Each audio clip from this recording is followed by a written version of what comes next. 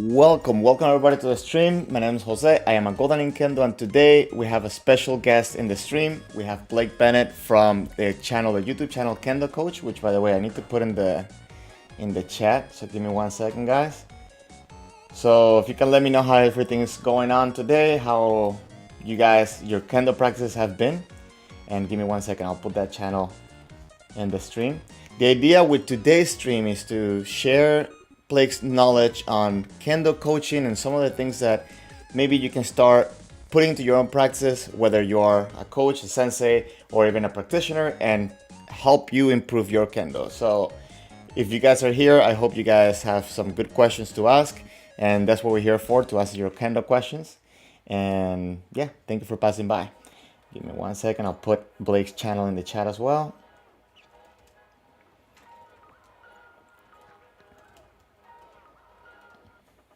And I don't know if Blake is here in the chat, but 1 second.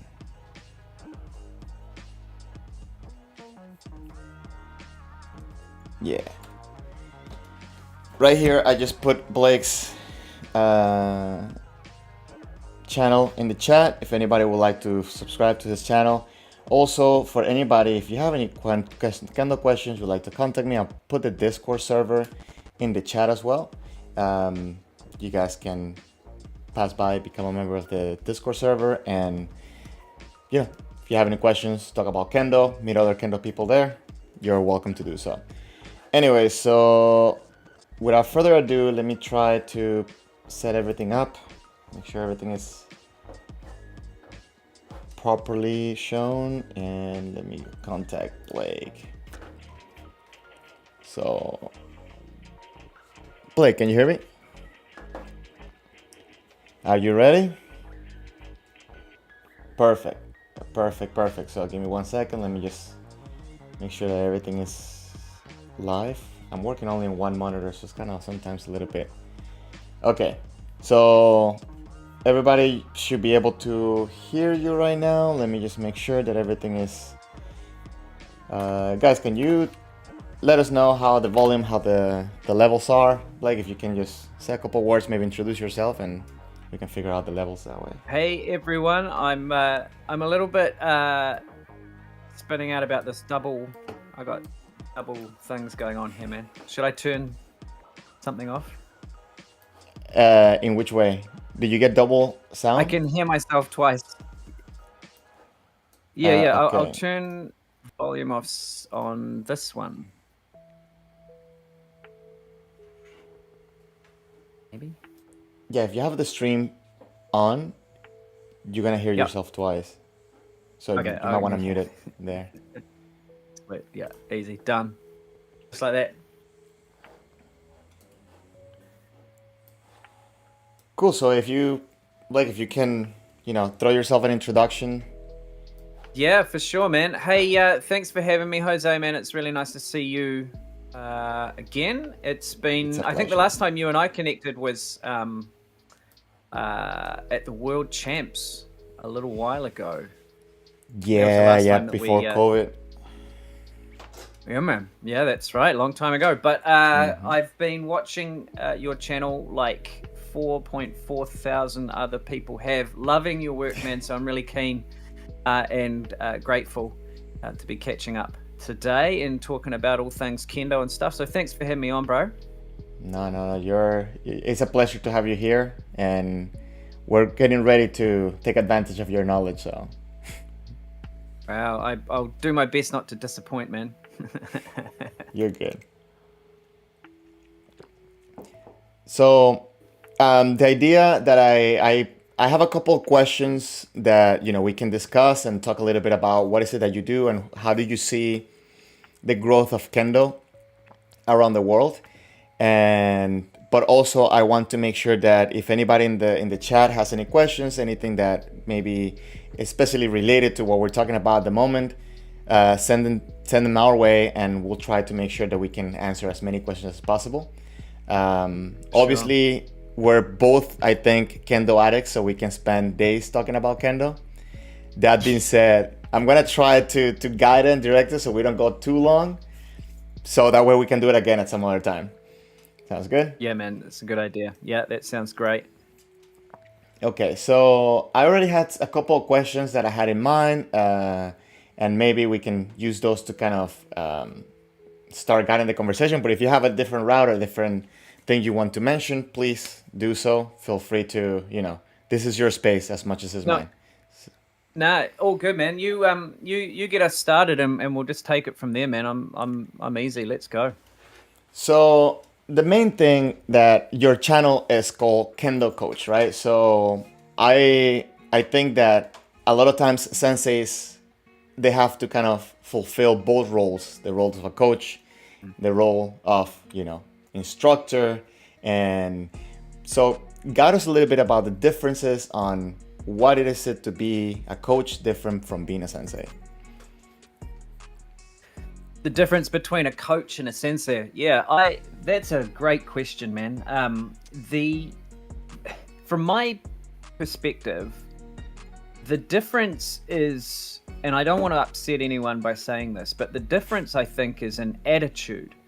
And I don't mean that one has a poor attitude and the other one has a good attitude. That's not what I mean. I think it's the way in which we look at what we do and the way that we can do it better. I have this, I guess, perception that if we take the role of the sensei, then we don't often give ourselves the opportunity to get better, right? Because the sensei knows what to do. The sensei has the answers. The sensei's, trained for years and years and got to a really high grade and learned all these hard lessons. And now it's their turn to hand the knowledge over. And I think that's 100% right. Like we work hard to get to a 5th or a 6th or a 7th dan grade, and we impart our knowledge. We give our knowledge away. The thing that I like to think about when it comes to the difference is with the coach, there's other things, other bodies of knowledge, shall we say, other sources of research, other ways of looking at things that we can draw on, right? And I think this is where some people might get a little bit unsure about the position that I'm taking with the channel Kendo Coach, for example. It's like, oh, that's Western stuff. It's not relevant to what we do in the dojo. And I think that that's probably understandable to have that perspective in some ways, because the whole culture of Kendo is sort of really steeped in tradition, right? You know this as well as I do. It's very, very traditional and very top-down, hierarchical and those sorts of things. And that's fine. There's nothing wrong with that. But what I'm trying to add to the Kendo world, right? My contribution is to say, hey, look, we could do really well here with a new perspective or new perspectives, multiple. Particularly, man, if we're thinking about doing Kendo outside of the certain cultural constructs that allow or really thrive with the top-down approach. You know what I mean? And like if you've got learners who are outside of Japan and they go to school where they have a chance to, answer questions and get involved and engage with their learning, and then you put them in a dojo where it's like, you just do what I tell you. Don't ask why, just trust me and do it. Then there can be a little bit of a tension there. And I think for us to thrive in Kendo outside of, let's say, Japan, but I'm not limiting my thinking to just the way that the Japanese do it. It'd be the same in lots of different countries. But if we were to think about training outside of a country like Japan, the young learners that we have there have a different perspective of what sport is going to be about, or what learning is going to be about, or what martial arts are going to be about. So I think that the coach, having a coaching perspective, gives us an opportunity to think about other ways, and not just sensei knows best, but hey, sensei can do some learning as well and improve and reflect and so on, right? So subtle difference, man. I think that there's probably a bunch of people out there that say, well, I'm a sensei and I call myself a sensei and I can reflect and I can read the research and stuff. And that's great. That's cool. but mine's just a slightly different take, and it might just come down to it's a cooler YouTube channel name, isn't it? Kendo Coach. It sounds it's better than Kendo Sensei.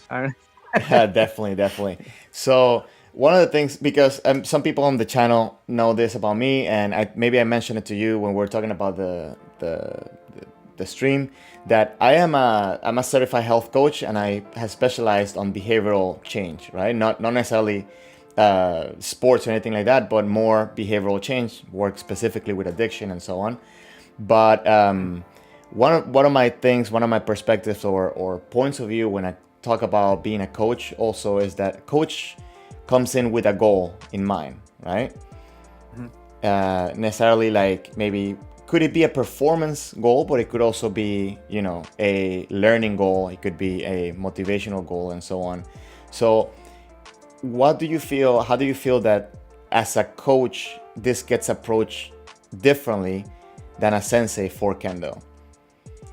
Like, what's the difference on the approach as a coach versus a sensei coming in to deal with a specific goal? So, great question, man. And I think, like, it's fair to say that let's just talk about generalizations, right? Because there'll be people watching going, well, I do both, like I kind of alluded to before. But I think if the general attitude to taking on the sensei role when leading a group is just like you said, this is what we're doing. This is today. This is what we're doing. This is what's important to us. Everybody do this. What we can do with a little bit more, I believe, with a little bit more impact, is to say, okay, guys, what are we going to do?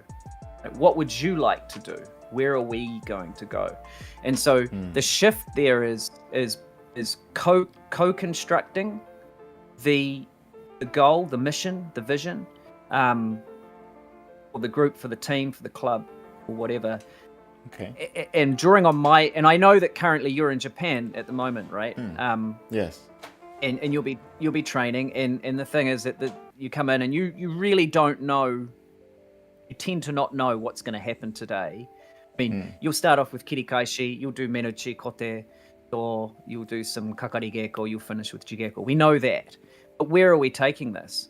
And, what specifically are we working on for you today, Jose? Like, what is your work on today? And I think that when we take an approach where it's top down, we might be missing that opportunity for someone who wants to work. And I think both ways are great. Both ways are fine. I think. But again, like I say. Sorry to interrupt you, but No, you're right. What you're saying resonates a lot with me, because especially last time that I was here training, and now as well, the way that practices that I'm attending, I have been able to have a little bit more freedom. But normally, you're right. You go to your practice, you do your menu of practice, then you go home. But I always find myself in the need to maybe focus on just men today, or maybe focus on how to approach my opponent and kind of like integrate that in my brain, in my body. And a lot of times, by just following regular practice, you definitely don't get those opportunities, right? Unless you maybe sacrifice some of the time of your partner as well to just work on this. And definitely that approach of taking some time of focusing on the needs of the person, I can totally resonates with me. So I mean, the thing is, man, like if we think about why, how did I know, right? How did I know that your training starts with kirikaishi, then you do 5 menuchi, probably 5 small menuchi, then 5 up there, or whatever, something like that. The thing is that this training approach, this training menu, it comes from a particular, it's grounded in it with a particular reason, right? With lots of people in the dojo, usually pretty young, at a school age, whether it be primary school or junior high school or high school or university, whatever it is. But, lots of them, lots of people there. And it's really it comes down to a management, a student management technique, because everybody does the same thing at the same time. There's no confusion. Let's just get on with it. But if you were to look at your dojo back home, my dojo back here, we don't have that many people. And that's actually a great opportunity. Obviously, we want more people, but there's also limitations in coaching resources or sensei resources.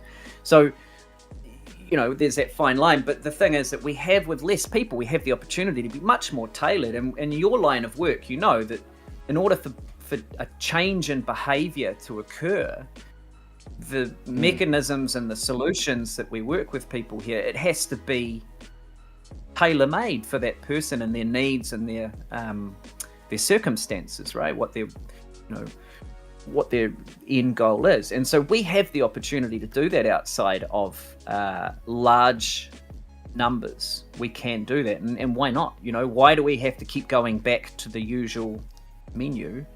Why don't we go, hey, let's actually tailor this and make this a really enjoyable experience for as many people as possible, because they feel like they're making progress towards their goals, So interesting enough what you're saying, and it's something that I feel that I want to make a video specifically about this, but talking about some of the differences of training in Japan, training in US, training all over the world.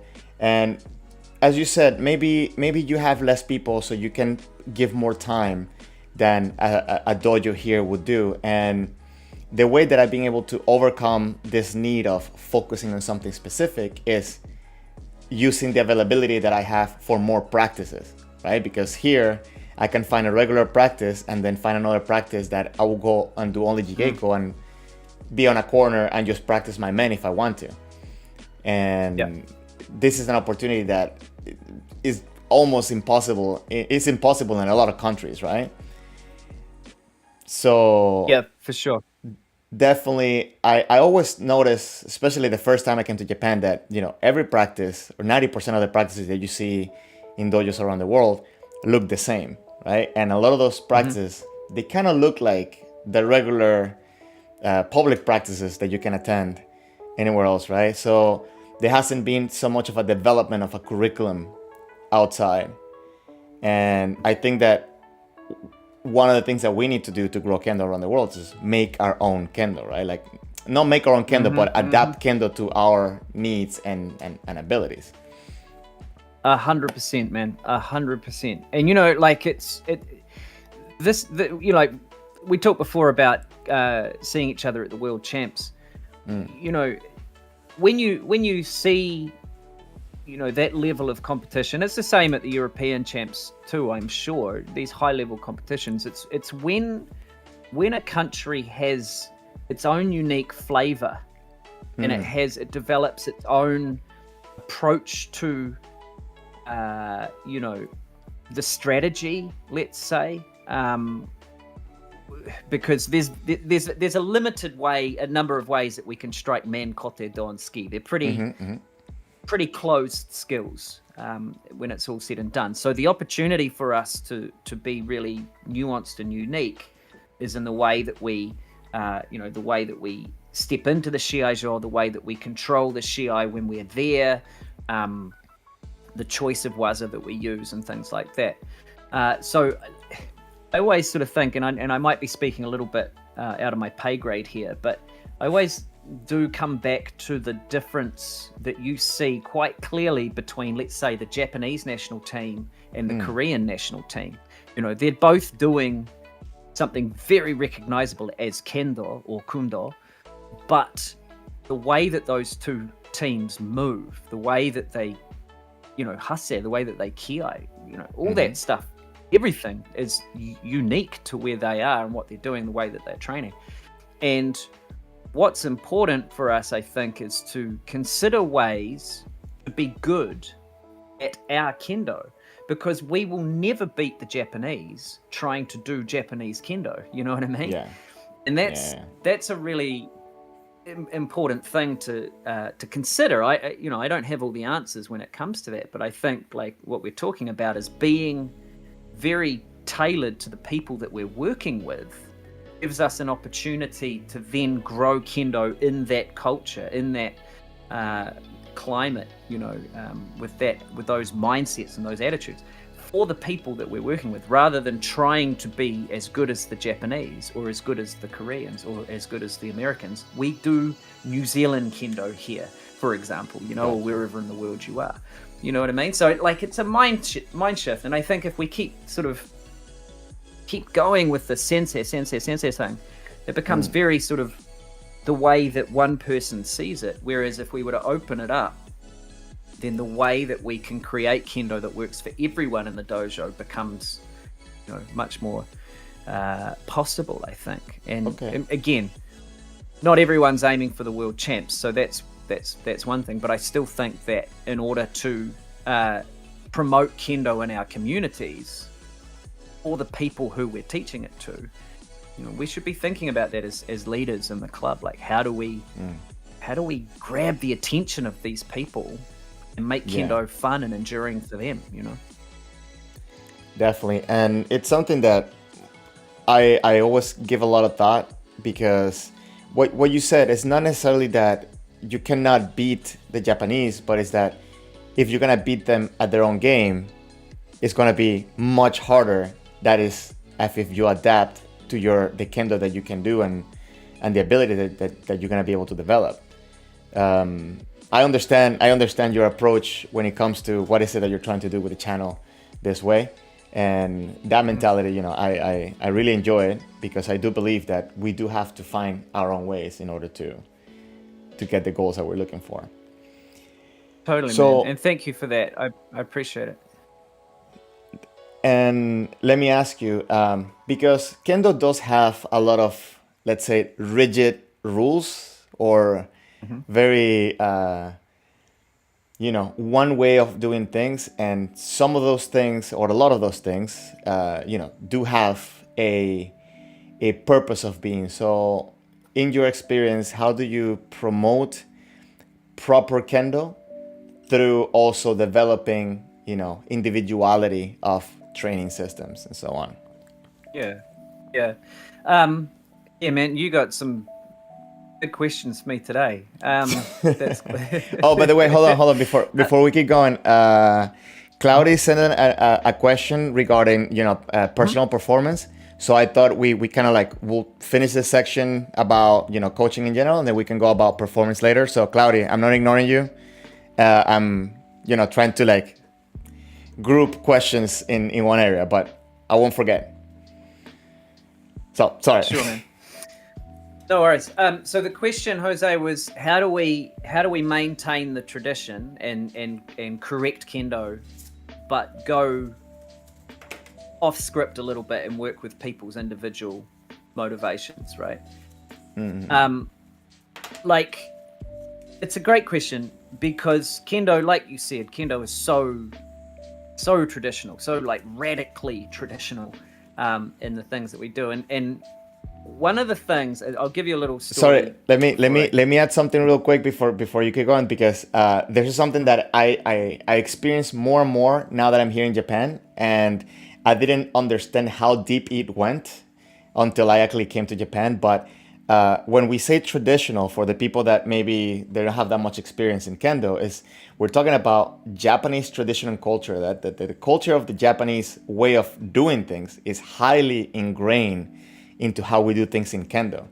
And funny enough, if you follow this culture, I think you have an easier time adapting to the different culture changes you're gonna have when you come here to being in Japan. So we're talking about traditional, not necessarily the way that kendo was built, but because culture, Japanese culture, is highly ingrained into how kendo is done. Sorry. For sure, man. No, don't apologize. You're absolutely right, and it's important to sort of make that clear. Like, for example, a good example of that is the joge kanke, right? The hierarchy, the vertical hierarchy. So we have sensei, senpai, kohai, sort of, structure like that. And I guess if it needed to be pointed out, I'm not sure, but like, there's at no point am I suggesting with bringing sort of more Western thinking and Western research and Western concepts into our kendo. I'm not suggesting for a moment that we, take those things out. I think what's important is considering, what parts of the tradition, what traditions do we want to keep? You know what I mean? What traditions are important for us in this club? And something like respecting our senpai is a great tradition, no matter where you're coming from. And so maintaining those traditional perspectives is something that we can absolutely do, in my mind, and bring in new ideas as we go, because all we're sort of doing with this mental shift, as we were talking about before, is saying, okay, we have our sensei or our coach, whatever we call him or her, but this person is open to other ideas and is open to reflection and is open to the concept of emotional intelligence and cultural intelligence and those sorts of things. It's not we never question sensei and we never ask him or her to consider different ways that or can I suggest something for training next week, sensei? That's terrifying concept for some people, and it surprises me sometimes. They're like, oh, Blake sensei, I'm 6 dan, right? Which isn't, this day and age, it's not, we've got an increasing number of seventh dans out there that are not Japanese, which is great. Yeah. So I don't have dizzying heights. I can't speak about that at the moment, but people come to me and say, oh, it's actually quite scary for me to talk to you in the first place because you were the sensei. You sat all the way up the top of the dojo and I wasn't sure if I was allowed to. It's like, oh, that's crazy. That's not at all. I'm sorry that I gave you that impression, but it's the way in which it's framed, that's sensei, and we say sensei nire or sensei gata nire and those sorts of things. So this person becomes unapproachable for some people coming into our dojo. And so, if we think about it, oh, no, that's not the case at all. But that's how it's perceived. And those sorts of things, I think, work really well in a strict, vertical, hierarchical society. But they're quite at odds with how I see the world personally. And I would feel disingenuous if I made everybody in my dojo feel scared of me or, entertained the idea that they should be scared of me. And so, and I'm sure if we were to talk to a sensei and say, hey, a Japanese sensei, and they would say, well, of course, I don't want that either. But some of these cultural traditions, shall we say, lend themselves to one or the other. So when we think about training outside of New Zealand, we think about training outside of Japan, for example, what are the cultural things here that are important to maintain, right? What are the cultural values that we have in our country, for example, that we would want to promote through the art of kendo, and try and have the best of both worlds, rather than trying to make a little Japan outside of Japan. You know what I mean?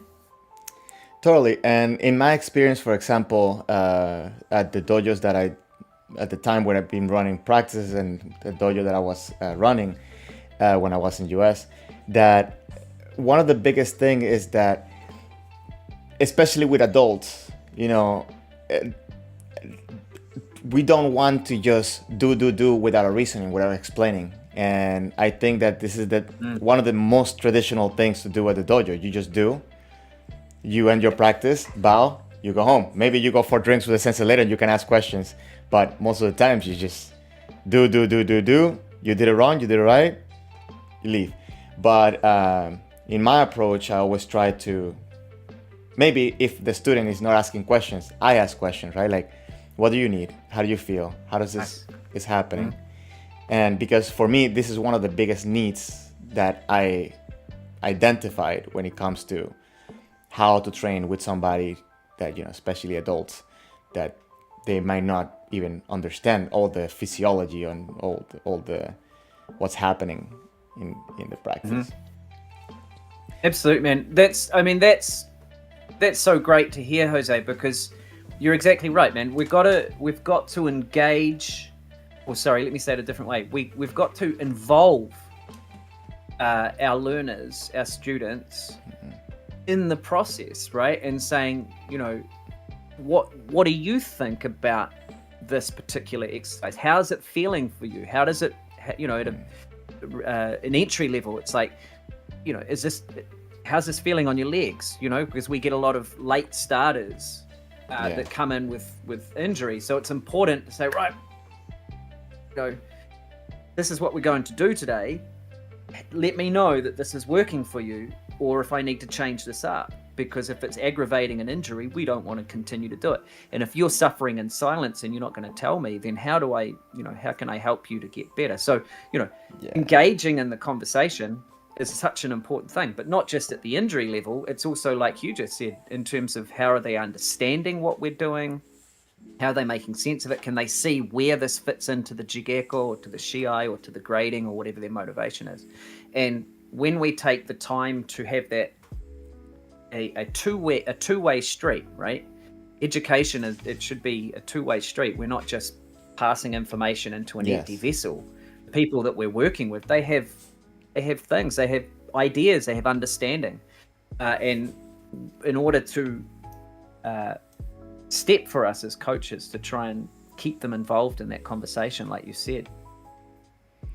And funny enough, I participated in one of the gashukus that Ariga Sensei does for international kendoka, and one time he approached us and he mentioned the fact that we shouldn't only talk to the sensei but also talk within each other, because there's a lot of things that he has learned as we said, through repetition, that not necessarily that is natural for him to do, rather than something that he processed.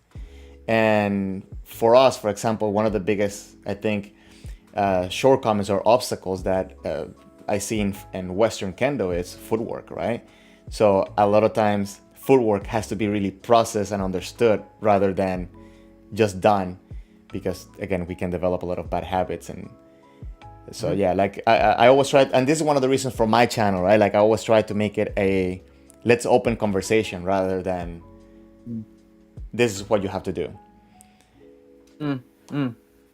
The one thing that I like, well, one of the things that I really like about your channel is the way that you break those skills down. I remember like you gave a tip that I thought was absolutely brilliant. It was to stamp a cross onto the person's right toe, right? So you're sort of cutting across the center line. But the way in which you're doing that on your channel is an incredible resource, man, because you're able to break it down first of all, but also add in graphics to sort of help, and slow motion, different angles. You might put superimpose an arrow on it or something like that. We haven't had this sort of thing for a while. Like if you look at, and there's lots of how-to stuff on YouTube for Kendo, but to break it down and to make it very, very clear with the use of arrows and talking through in slow motion, things like that. And even in the 60-second shorts that you're doing as well. Like this is the way more and more people are inclined to get their information and to make sense of things outside of the dojo in bite-size and digestible pieces that you can think about. And it's true, man. Like I'm not just pumping up your tires. Like I saw that tip that you did with cutting across and stamping on the person's toe, and I was like, I'm going to do that next time I'm on the dojo floor, and it was so clear and easy for me to try it, right?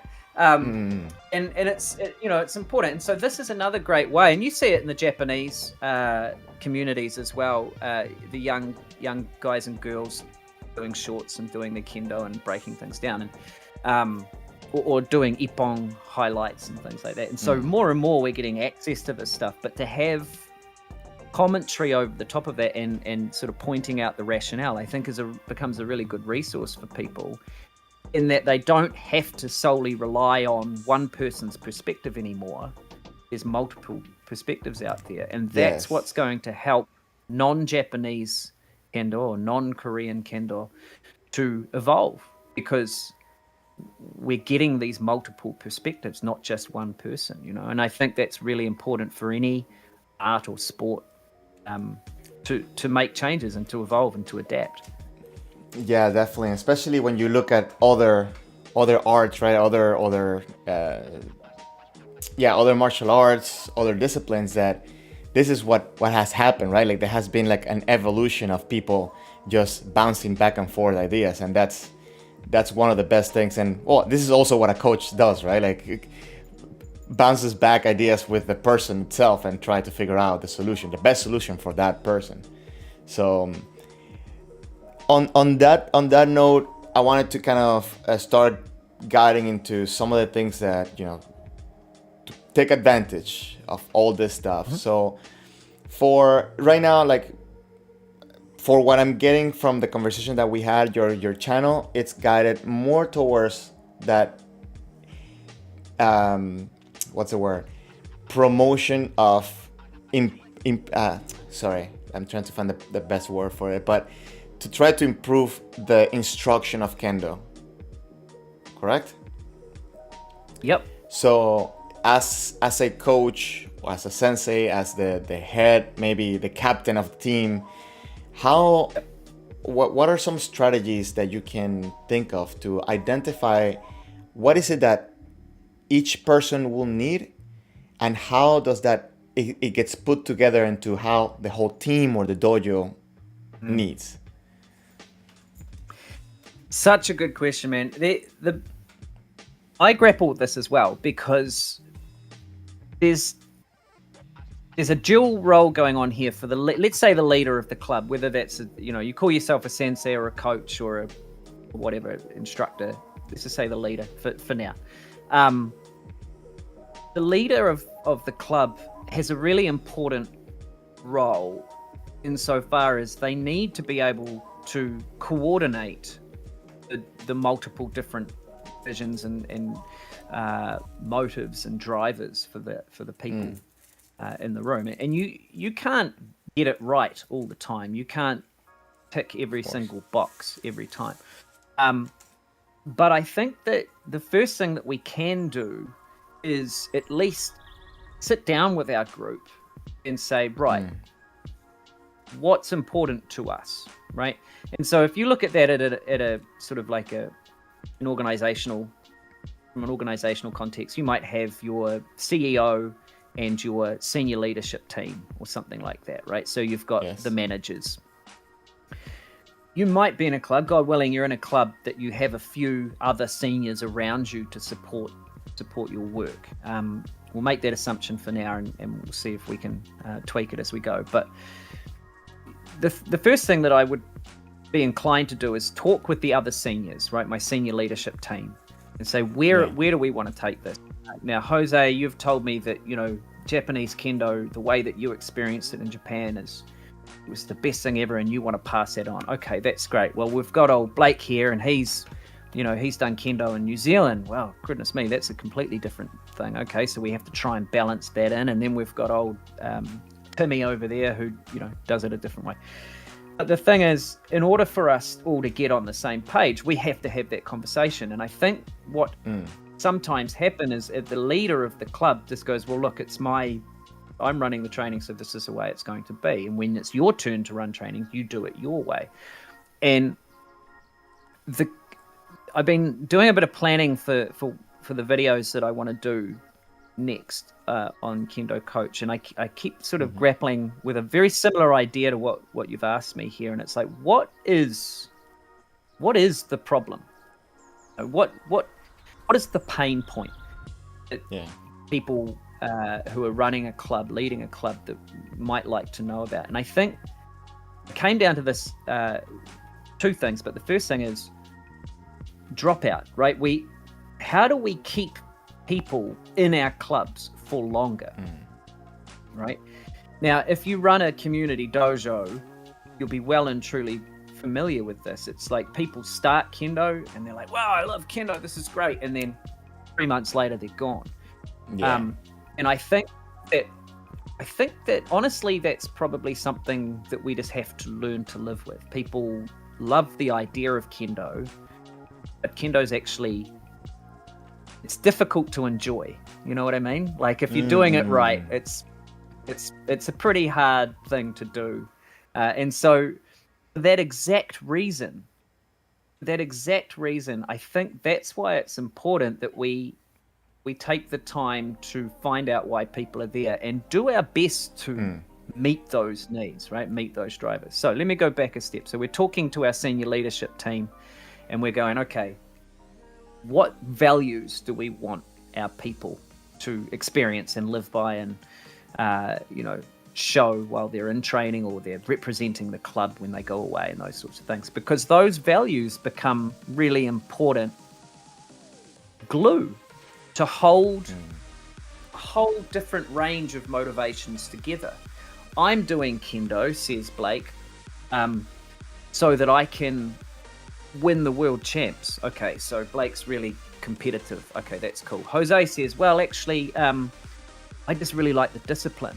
I really like pushing myself and, overcoming mental barriers or, whatever. Yeah.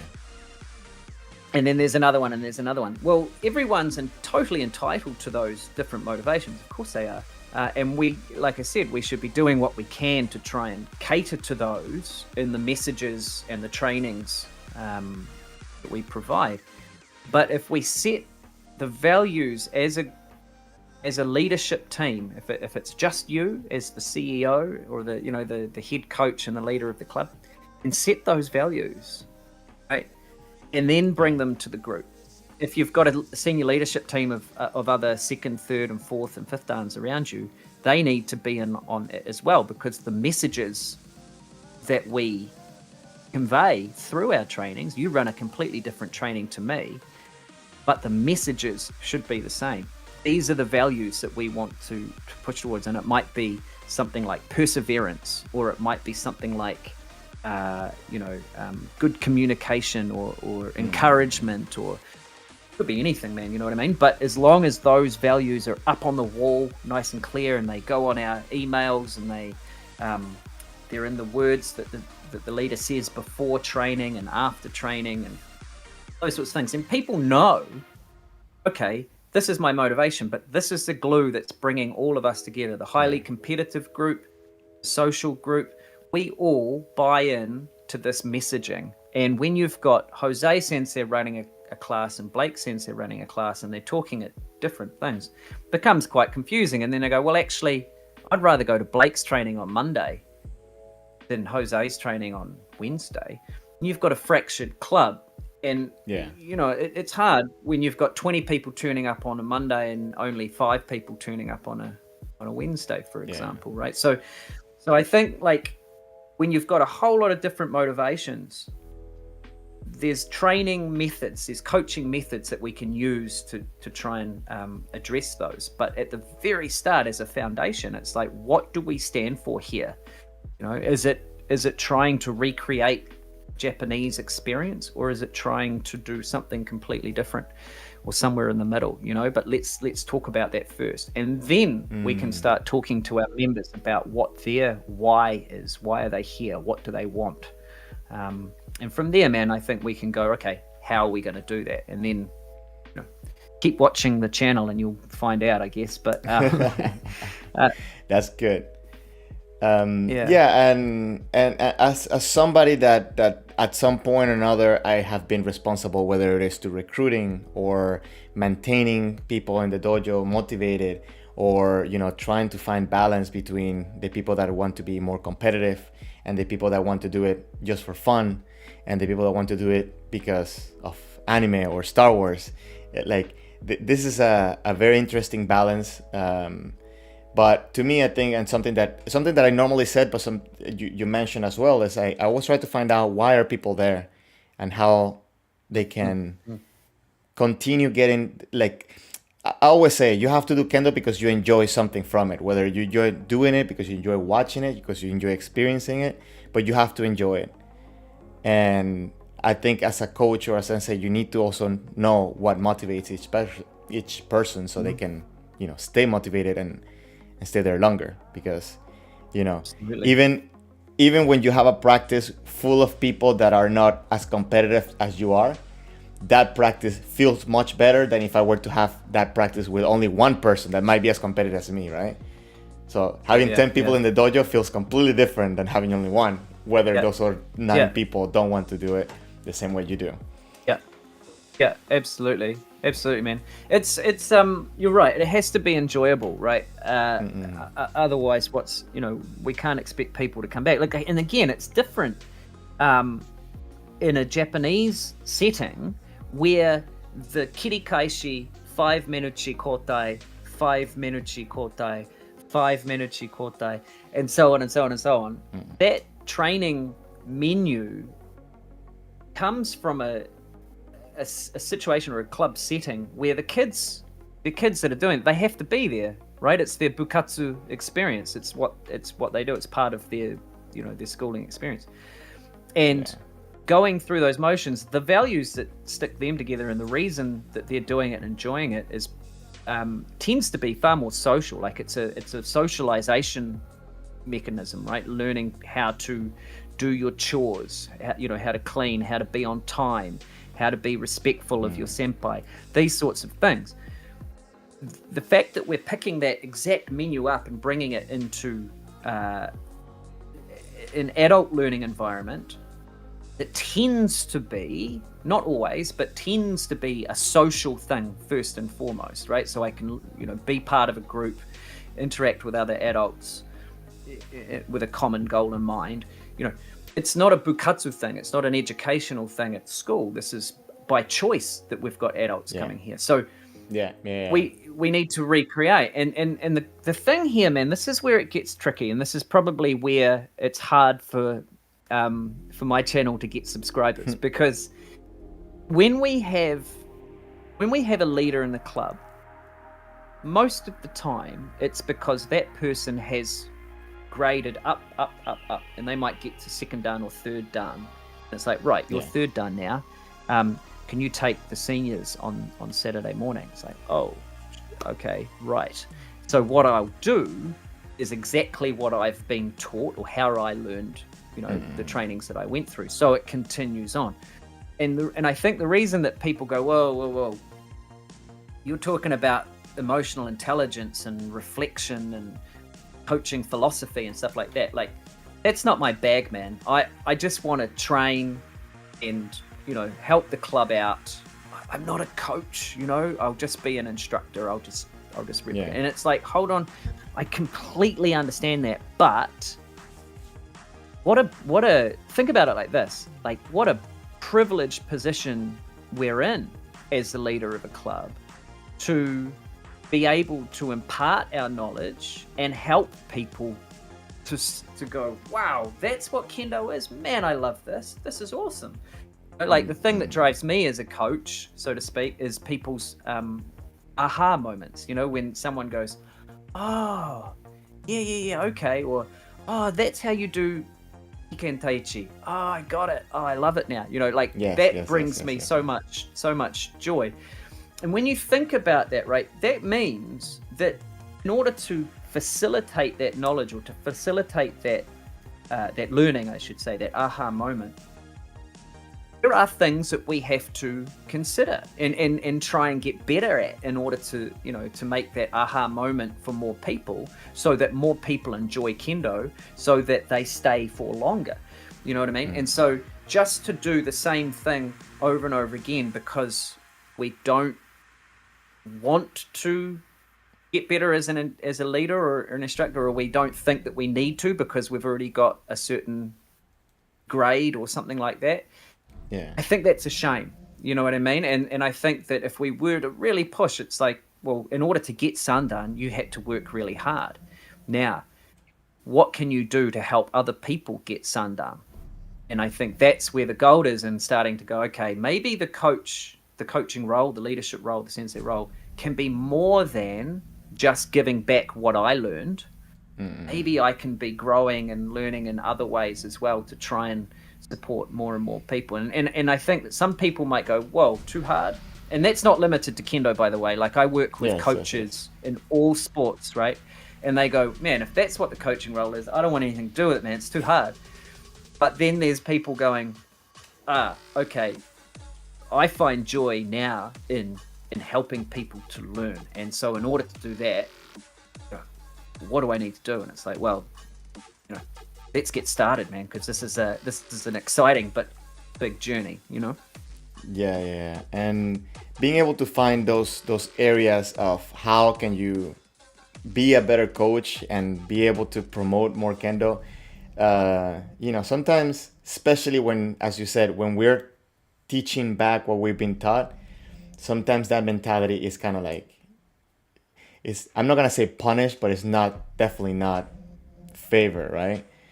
So it's something that I'm happy to see that people like you are pushing this, and more people are trying to communicate more, because and this is not a fact, this is just my interpretation of things, but sometimes I feel that when people in some countries, some dojos, they try to copy the Japanese way of teaching, they end up being a little bit too rigid, even more so that they really are here.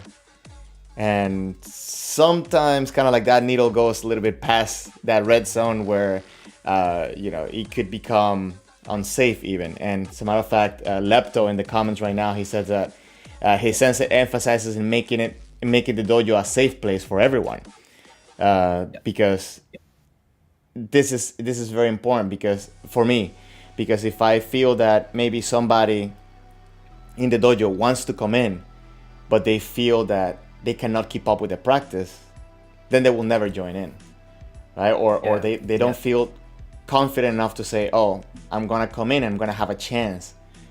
So for me, especially running a practice, running a dojo, a big reminder to myself is always make sure that anybody that's coming in, I want them to feel capable and able, and instead That's of right. That's right. closing everything. That's right. There's a really good way of looking at that exact thing, and Lepto's point is bang on. It's about finding the balance, or providing a balance of challenge and success in a single training, right? So exactly what you're saying, like, man, you watch the seniors and you're like, man, how the hell are they doing that? Like, that kakari geko looks wild. I'll never be able to do that with my knees, And what we need to do, I believe, in that leadership role is go, well, how can we find a way to make this skill accessible to each person, right? And we could say, right, well, you're all in Borgu, so jump in, and we'll see how we go. And for a lot of people, it's like, wow, baptism by fire, that was crazy, kind of scary, hurt a little bit, and that guy over there, I never want to have to be doing kakari geko with him again. But and there's different experiences, but if we were to sort of take the time, and it does take time, Jose, that's the problem, man. It's like, it's hard for a coach to say, okay, well, I'm going to take you guys over here, and right, so I'm going to have to find something to do with them, and okay, well, you guys go and do that. It's a very hard thing to manage all of these people at different levels. But imagine what it's like to bunch everyone together and to say, right, give it a go. And the potential for that to be a very scary and therefore less enjoyable experience. And therefore, you know what? It's kind of cold tonight. I think I'll skip training. And a very wise person said to me, my sensei actually said that kendo is a habit. You get into the habit and you can also fall out of the habit. And I'm speaking to somebody who knows a lot about habitual behaviors. But the thing is, it's like, the idea is that if you stop going to training regularly, it becomes easier to not go to training anymore. And if that's because the senseis lumped the seniors together with the beginners and everyone's doing exactly the same thing, we've forgotten what it was like in the first 6 months, because we've been doing it for 6 years, 16, so it's again, what I guess my point is to find that balance between challenge and success, in order to help people enjoy the experience more. And Like you said before, man, like it really depends on us saying, right, what is it that you want from me? How can I serve you? What can I do to make yes. this experience enjoyable for you so you keep coming back for longer? And it's interesting because the more I dabble with this, not only with other people but also for myself, right? And be what's the word that I want to say? I don't want to push somebody past where they need to be pushed, but at the same time finding that balance where they feel that they accomplished something that they may have not thought it was possible, or might have not thought it was going to be good or easy that day. For me, this is always a good goal that I have, I guess, with other people, but something that I'm trying to be very careful. Because again, my main point, I want Kendo to grow, right? And the only way to make Kendo grow is to have people that enjoy doing it. And if I'm pushing people away, it doesn't really work. Doesn't work, man. There's another part to this conversation. Like, there's lots of ways that we could go, but I kind of want to take this opportunity to suggest to people that there's something on the horizon. In almost every country that I'm aware of is going to be facing this pretty soon, and it's about a term called child safeguarding, and essentially what this is about is making sure or making efforts to make sure that there isn't violent or abusive or problematic behavior that young people encounter when they're working with adults in the context of sport. And I did a big research project on this just recently in New Zealand, but the reason I'm reasonably confident that it's everywhere across the world is because when I was reading the literature, these, all through Europe, through the States, through the UK, they are dealing or grappling with what this means in the context of sport, and particularly, I believe, pretty problematic in something like Kendo, because it already has quite a intense and harsh approach to teaching people, like you were saying about pushing those limits.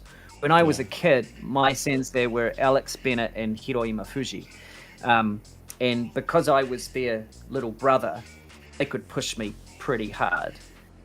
And not really get in trouble. And of course, this was about 25 years ago. So, times were different then as well. And both of them had just come out of Japan, and it was brutal, man.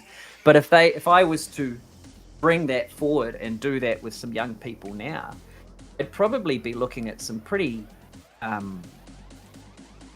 pretty big conversations with parents and, perhaps funders of the club, people who are funding organizations and stuff. They want to know that they're supporting a club that has a certain amount of policy in place to protect young people from unsafe behaviors. And the reason that I think this is a big deal for Kendo is because, by and large, we are a volunteer workforce, right? Whether you're in the States, in Australia, in New Zealand, anywhere, we do this because we love it. And when you're talking to volunteers about how do you provide, safe cultures and policies and all that sort of stuff, it becomes a very difficult area to try and get momentum in, right? But I think people need to start being aware that this is going to start being a requirement, right? You're going to need to have a child safeguarding policy in your club. Otherwise, we won't be writing funding checks for you, or you won't be able to have access to certain resources or whatever. So this is a big deal for Kendo moving forward, because, as I said, it's a pretty rough and tumble sort of a sport. And as a comment before, how do we make sure that we've got safe environments? So let me just try to summarize to make sure I'm on the same page. You're saying that you see for the maybe near future or in the future happening within many disciplines, but also in Kendo, that maybe the senpais or the senseis, maybe like no senseis, but the senpais and the people that might be slightly above or ahead kind of pushing down or, like creating an uncomfortable or unsafe environment for the people coming in as they are. That's yeah. Basically, I mean, it's for everyone really, but certainly we see that more often, right? A very enthusiastic senpai, or speaking from personal experience, you get pissed off during training, right? It's people are hitting you in the elbow, and you're like, "Stop it, man! Jeez, I told you," and you lose your temper, and then what happens, right? And kakari gecko is a really good way to hide aggression. And this was actually my master's thesis when I was training at Osaka Taiku Daigaku. We went through the kangeko, 15 days of winter hell, and it's very easy to hide aggression and violence in kakari gecko because this is kakari gecko, and we're trying to push people to their limits, right, and past their limits so that they can become better people. That's a very good reason. But what's the actual intent behind your actions? And so it's not limited to kendo, but it's certainly something that kendo is susceptible to if we don't get this right. And what I imagine is going to start happening, because it's happening here in New Zealand, it's happening in the UK, and other parts of the Western world, that if we're not aware and we're not showing that we're making efforts to have a policy, for example, in the club that says that we will make sure that that we're going to have safe encounters with young people. If we don't start sort of thinking about that, it will take a lot of countries by surprise, because particularly in New Zealand, it's getting closer to, if you don't have a policy in place, you won't get funding for buying equipment or something like that. So it'll be different in each cultural context. But the reason that I'm talking about this, Jose, is because it's about having a safe place, and that's starting to become a policy level thing, not just a nice idea. It's becoming something that's going to be very, very tangible for club leaders to think about. And as you said, there's always that over-enthusiastic senpai that maybe they don't have bad intentions, but the actions end up getting bad results. So actually, Nicholas asked a question that's related to this topic: and how do you approach a senpai if they're too strict to beginners? Right? So maybe let me give my thoughts and then the professional approach. Go for it, man. So I think, and please guide me onto this one, that it's, first of all, it has a little bit case by case type of thing too, right? Because you have to kind of take it into your interpretation and what they're trying to do, and maybe they got a specific instruction from the sensei. But regardless, if they are being too strict, it's hard in the dojo, especially if they're your senpai. Maybe they're your senpai and they're taking care of the group behind you, and you're watching from a third eye view. I think that can put you in a very uncomfortable situation, because you can feel that you're telling on your senpai to your sensei because they're doing something wrong. Maybe this could cause a lot of tension. So what I would do in this situation specifically is I'll just try to have a conversation with that senpai, just to try to figure out where they are mentally and what is it they're trying to do, and try to see if they're looking to maybe improve their coaching skills and their teaching skills, or they're just trying to, for lack of a better word, show off. But so that's my that would be my approach. I completely agree with you, man. I think that the communication is really important. If we were to go back a couple of conversations, we were talking about getting the senior leadership on the same page, right? So senpai included. What is it that we want to encourage here? Is it perseverance? Yes, it is. Okay, so is that what you were trying to get out of this person? Yes, it is. All right. Well, look, how do you know if that's being received that way, right? And that's the thing. Like, I think that we can make assumptions about the messages that people pick up, but they're just assumptions. And again, man, like, I remember from my own experience in Japan, I lived in Japan for about 6 years and trained at universities. Kyoto University, I trained at Tai-Dai, I trained at the Kyoto Police for a long time. The thing that I learned there is that you have to do a lot of soul searching after a training to try and understand what you can do better, because the sensei is reasonably inaccessible. Like, it's a little bit difficult. Yes. You can run up to the sensei after training, say arigatou gozaimashita, and he'll say well, kora, and or whatever his or her approach is. That's fine.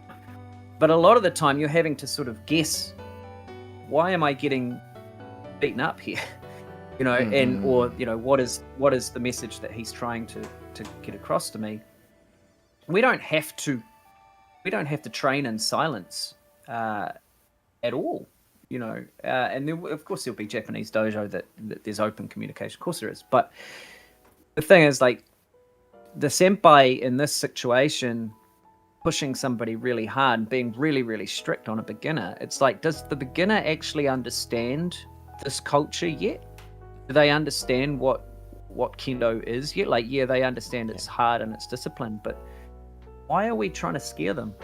Why are we being strict on them? There's a really great, I like Stoic philosophy, Jose. There's a really great one that phrase that I've come across. It helps me quite a lot, not only as a Kendo coach, but also as a dad. It's to be strict on yourself, but tolerant with others.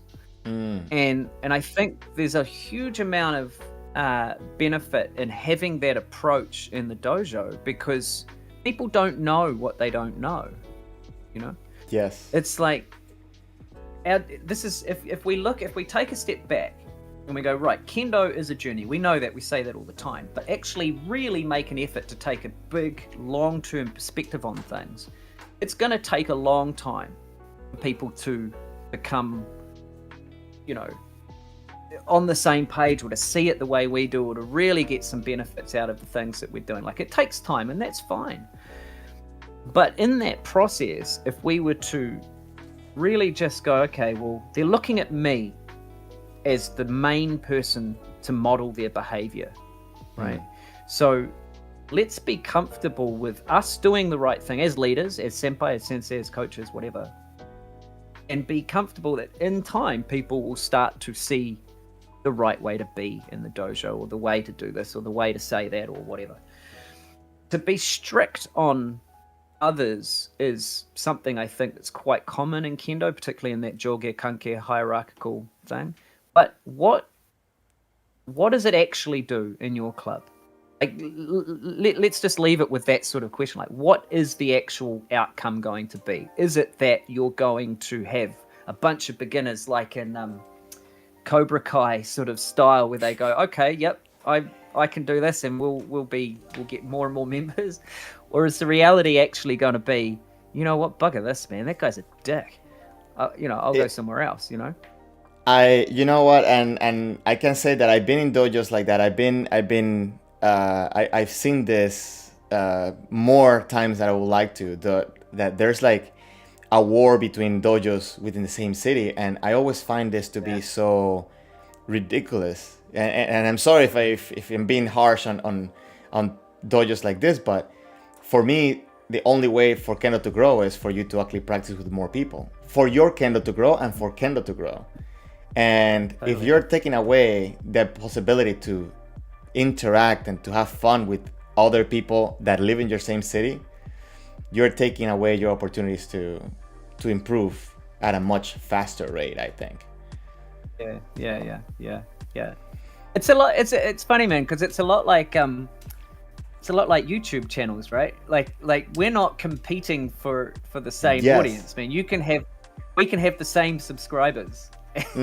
Yeah, totally. And we can do this and benefit from each other by just interact and exchange ideas. Because one thing that you said before, and something that I think we learned pretty quick in Kendo, that maybe one sensei says one thing, the other sensei says another thing, the other sensei says another thing.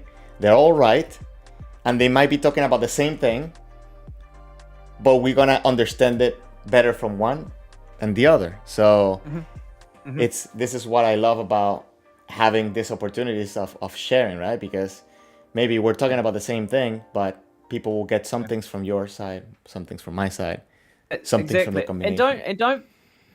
don't forget about like things like musha shugyo and and the ideas of degeko, right? I mean, this is going to different schools, different dojo to try out your stuff and test your skills, those sorts of things. Like it's a completely legit thing. Where I live in New Zealand, there's three or so clubs, and I think you're right. Like there's a bit of a territorial thing. Oh, we want to keep members in our club and we don't want them to go over there.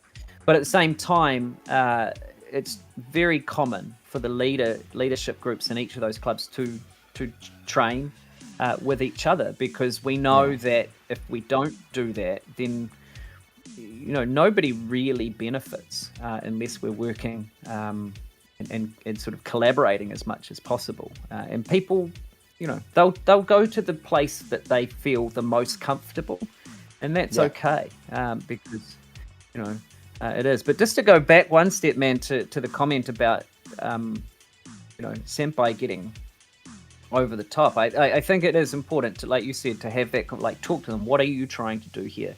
And I think, like, if we were setting values and boundaries around the behaviors that we have from senpai to kohai, or from senior to junior, it should be around tolerance and seeing things in a long-term way. Okay, this person isn't quite tough enough from my perspective. They're a bit soft. Well, okay, let's just take them on that journey, man. That's our responsibility. This is not Karate Kid. This is going to take time, and we're going to work on it. That's our responsibility. That's our duty. And with that attitude, with that approach, we can be providing slightly more safer environments for people to learn and to enjoy kendo, and therefore stay for longer, right? And that's the ultimate goal for any volunteer club, is to keep people for longer, because we can't keep them forever, man. Like a lifer, someone who's done and will do kendo forever and ever, is a very it's possible in kendo more than other sports, but they're still very uncommon. So I think our realistic goal should always be to keep people for as long as possible. And I think, as we've talked about, having a safe environment in that respect is key. Not only that, it's enjoyable. Not only that, but for me also, my idea is that if I make you enjoy kendo and maybe you quit because life situation, maybe you're gonna find somebody else that's gonna say, oh, you know what? Maybe you should do kendo. I did kendo a few months and I really enjoyed it. I couldn't go, but you're my friend now. Oh, maybe you should go try it. So that person will always be a positive talker about kendo, rather than somebody that left with a bad experience. There's a YouTube channel. There's a YouTuber that he talks about. He does a channel about swords and stuff like that, and he talked about how he tried kendo for 1 year and he quit. And the reason why he quit was because he wanted to do Jodan, and they didn't let him do Jodan. But the bottom line is that he had a bad experience, so he doesn't have much good to talk about it. And right, there's always, my motivation is always try to get people to have a good experience with kendo. Totally. In general. Totally. I was thinking maybe we can do a quick little segue and give a little bit of answers to some of those questions that we got when it comes to personal training. Maybe that has to do with we can share experience, and maybe if anybody asks, some problems that you may have, we can offer some solutions that we might have found or advice. So, yeah, man. Awesome. Cloudy asked if sometimes when she tries to attack someone, they tell that she's scared, so they know that. Wait, hold on. Let me. I'm reading on one monitor thing, so I have to change sometimes the. Okay. So, Cloud is being told that looks scared, and the reply is that it's not fear, but it's just thinking too much. So, what solutions have you found to deal with that freeze of thinking too much. I'd be interested to know from Cloudy what they're thinking about. Because I think it's great to think a lot about what you're doing. We have this concept in Kendo, right? STEMI, right? To just pure conviction or throwing caution to the wind and just throwing your body in. And I think that's really helpful. But that's my perspective is that's once we know or once we've set up the opportunity where we're confident that this is going to be the right thing to do. It's not just blindly going, you know what, bugger it, and throwing yourself in. There's times to do that, generally in Kagari Geko or something like that. There's definitely times to do that. But it's a great way in Jigeko or Shio, that's a great way to lose by Debana Kote, just by going, not thinking and going in. So I think thinking is a great thing. It would really depend for Cloudy, when is this happening, that you're being told that, you look scared, and maybe the implication here is that you shouldn't be thinking too much. So interesting enough, I think we all go through this over and over and over as we progress in our rank, right? Because I think I cannot remember any rank that I didn't go through this myself. So right now it's here in Japan. A lot of the dojos that I'm going, they're trying to push me to have better communication, a more intense approach to my opponent, to get a reaction, to get an opening, and so on. So specifically, something that happened to me today, Sunday, so yesterday's practice. In yesterday's practice, I came in and I felt I'm thinking too much because I froze. And I froze after I successfully made a reaction from my opponent, right? So in this specific situation, if Claudia, I don't know if this is what happened to you, but for me in this specific situation, what I did is just go. Tell myself, just go, right? Like don't come in with that, I'm gonna come in, stop, and then go. And for me specifically, when I watch my videos and when I try to think back of what is it that happened, I find out sometimes that even when I'm approaching, I'm kind of like leaning back already. So I'm already approaching with caution or hesitation. So I know from the outside it looks like fear, but it may even still be fear because maybe I'm thinking too much. It's like, when is the right time to attack? And because I don't know it, I'm not committing. But as soon as I had that change of mentality, even my body came in a different way and I had a whole different interaction. So maybe what I'm trying to say is that maybe, Claudia, your sensei, it's maybe correct in the sense saying like maybe you're afraid, but it might not be afraid of getting hit. It might be afraid that you don't have the right opportunity or so on. I don't know.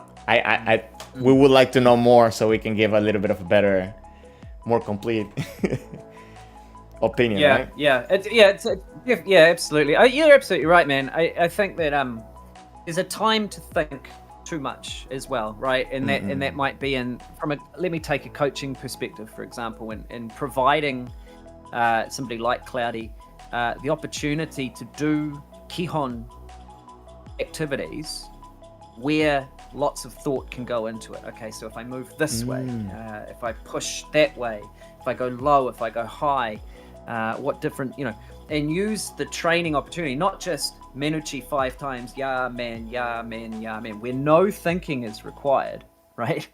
Like you don't need to think very much to do that sort of drill. But if we were to provide opportunities, go, okay, now let's look at this from the Ura side. What would happen against this type of opponent if we were to do the Ura side? How do they react? And give our students the opportunity to be very thoughtful about their approach.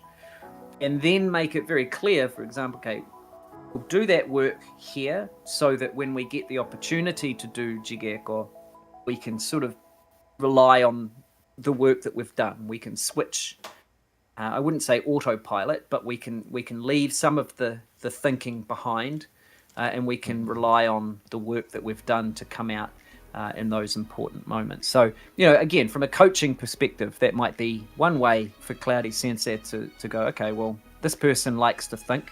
Let's give them an opportunity to think, and make that different from when it's time to do Jigeko or Shiai or grading or whatever. Got you. Something very interesting that you mentioned, and always, I like to think a lot on like quotes or analogies. So one of the things that I remember a long time ago, a competitor that he was very successful, he mentioned that his best ippons are the ones where he wasn't thinking. Right? Yeah. And I think there's a lot of process for you to understand when it's okay to think and when it's not okay to think. So for me, specifically, I try to avoid coming in with the mentality, I'm coming in for men already from too far, right? I'm trying to come in, figure out my opportunity, but then allow my body to just throw the technique that it feels that it needs to be done. So I don't know if that advice, that perspective helps anybody, but this is something that definitely changed a lot of my approach into Kendo. Okay, Hinokama, he says that he does Jodan and currently feels like struggle with proper liftoff or launching when he does katate men or a leg switch when he wants to do morote kote. Any advice? And mind you, you're not a Jodan player, right, Blake? No, I'm not. Me neither. But I like fighting. Yeah, I like fighting against Jordan. So the question is, I feel like I struggle with proper liftoff when launching myself. Maybe, possibly, and again, like just going off a comment, it's a little bit hard to know if this will be helpful or not. But it could be. Is it a case of the distance where you are? Is the liftoff feeling awkward because you're not quite in the right cutting distance? Maybe you're too far away, maybe you're too close, I'm not sure. But that launch that we do from the rear foot, it really shouldn't be an over extension, because as Jose said numerous times in your channel, it's like we've got to be in our correct cutting distance in order for it to be effective. And if we're in the right cutting distance, then it shouldn't be uncomfortable. You know what I mean? It should just be a very natural sort of a thing. And the one step, one strike thing, this is Chudan obviously, but that's difficult for a lot of people to do. And most people should be sort of thinking, okay, well, this is my starting point. This is a safe distance. I need to be about here. So how do I get into that point so that I can launch effectively without too much hassle? So it could be a striking distance thing for Hinokama, possibly. Yeah, definitely knowing more will definitely help us out a little bit more if you're still here, Hinokama. On the other side, I'm going to share something that I'm researching right now because it's something I'm getting ready to make a video about that has to do with footwork. And specifically for Fumikomi, I feel that Fumikomi for a lot of Western practitioners ends up being too heavy. And I think because it gets approached as something that needs to be such a hard stomp, and maybe people do the Fumikomi ahead of them. So it's hard to do it without showing it right now. So that's why I'm going to make a video. But if you think about it, like if you land with the Fumikomi in front of you, then you have to really drag your body in to come in. There's not really a lift off from the back foot.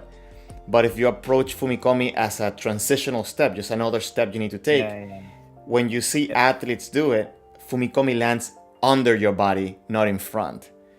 So there's that natural, like, I don't know a good word for it, but like there's a natural pull from that Fumikomi that brings your body in, and there's a natural leap forward with this, even though it has more power, is much more effortless, if that makes any sense. So the analogy that I think, like, I'm so glad to hear you say that, because I haven't heard that been brought up before, but the analogy that I like to give is like, it's like the fumikomi, the stamp. We often talk about it and teach it. It's a break, right? So for example, we stamp, and then we pull our feet through. But I think what's much more beneficial for beginners to sort of think about how they should think about fumikomi is that it's an accelerator, right? It's the opportunity to keep going through. It's not the end of the movement; it's the middle of the movement. You know, it's just part of the whole skill of striking. So yeah, I completely agree with you, man. Like, it's not just the stamp and stop. It's just part of the rest of it. So we've got to keep the whole thing. It's a pull, correct? And as a matter of fact, like not one of my first videos, but like a video that I did maybe more than 5 years ago already. I did this like a little bit as a joke, but being serious. How like fumikomi and fumikiri are, and for those of you who are not familiar with the terminology in Japanese, fumikomi is that stomp from the forward foot, and fumikiri is that push from the back foot. But that fumikomi and fumikiri kind of resembles a lot like how the cheetahs run, that the back legs are like a spring forward and the forward legs are kind of like just pulling the ground in, and they work together, right? Like they push pull and they continuous. And that's another thing that I feel that people think that the fumikomi, you do the fumikomi and that's done. But there has to keep being push-pull after the fumikomi to get that fluid motion through, which for me, the mechanics of it is very similar to doing okuriashi in a more fluid way, right? So instead of step by step. And I think a lot of times people focus so much on stomping down rather than pulling forward that it triggers a big chain of negative events, making everything lose power. Because I know very strong people that they have a weak engagement, not because they're weak, but because they don't know how to transfer that power into their technique. So if that makes any sense. Yeah. But then again, we need more information to give a more complete answer. There was one more question that somebody asked. I've had a look through, Jose. Yeah. Oh, you go, man. No, I was saying that Hinokama gave a little bit of extra information that he struggles with the lift of itself. So he feels glued to the ground. And this resonates a lot with me. And a lot of it, and this is something I guess because I struggle so much with it, I have thought about it a lot, is that when I'm trying to stay engaged on my kamae, a lot of times I start creating tension that doesn't need to be there. Therefore, making my legs, like not ready. Even though I feel that I think I'm ready, then my legs don't move. And the solution that I have found, and please share yours, Blake, in a second, but the solution that I found for this is just to make sure that I'm always trying to maintain the tension on the parts that I know already need to have the tension. So trying to keep everything else relaxed. That's... Yeah, this one, man, this is a good example of lots of different ways of skinning the same cat, right? So you were talking before about this sensei does it this way, this person says this way. We all make sense of these things in different ways. The one go-to for me is when you talk about tension is I have this image in my mind about plugging my foot, my left foot. I plug it in to the ground. Like in the plug that you put into the wall, right? There's an earth, and that connection, that earth that grounds me, right? And that the tension never leaves my back leg, and that power that I get from the ground. So this is a real visualization thing, right? But that power that comes from the ground when I plug my left foot in, it travels up my back leg and into my hara, into my stomach, and that's where all of my tension is. And so it's almost like, I don't know if I can say this on your channel, but it's almost like doing a number two, right? You're pushing your guts, against your belt, against your obi, and that's where all the tension is. And then there's one more piece to it. I know this is kind of a involved thing, but I've plugged my left foot in, so that's where the power's coming up through my back leg into my hara. And like a spark plug in a car, there's a little gap where the spark sort of arcs across. Well, it arcs across from my hara into my left hand. And I know that this doesn't help Hinokama because he's doing Joran, and I'm not quite sure how it would work. But for a Chudan player, like that's where I isolate my tension into my left hand.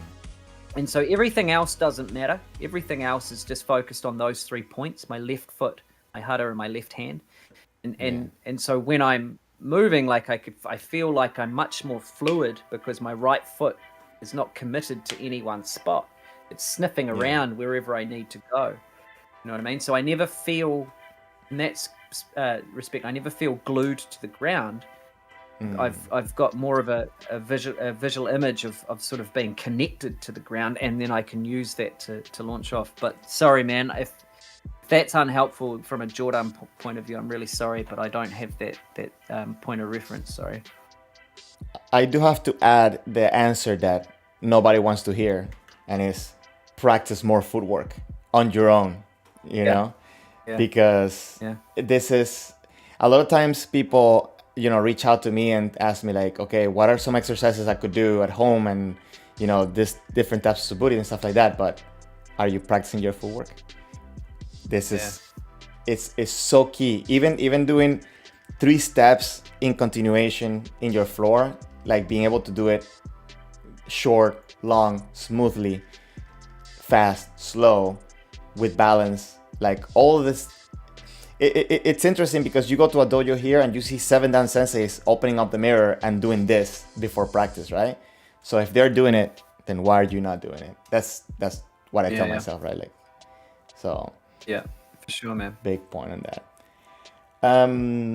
There was another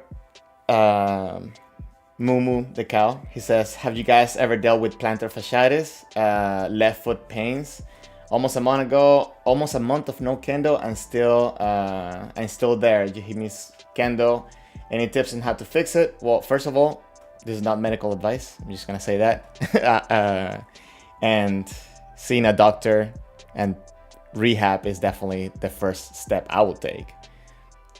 But like any no, listen, there's one very important thing that, just as you pointed out, like I can't give medical advice.